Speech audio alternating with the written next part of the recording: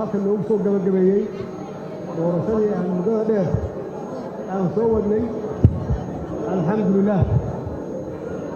waxaan rabaa inaan mahadceliyo guddoonka labada aqal guddiga doorashooyinka xildhibaanada sharafta leh ee labada aqal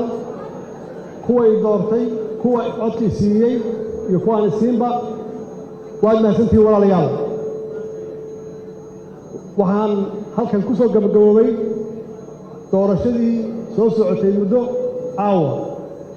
waxaan rabaa halkan inaan ku soo dhoweeyo walaalkay madaxweynaha cusub xasan sheekh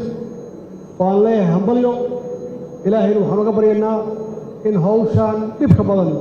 uu ilaahay u sahlo hawl aad iyo aad u adag weeye wax sahlan ma aha kulligeen aan ilaahay u barinno inuu hawshaan u fududeeyo annagana waxaan u muujinaynaa kulligeenba solidarity wada shaqayn soo dhoweyn madaxweyne soo dhowow ilaahay hawshaan dhibka badan allah kuu sahlo mahadsanid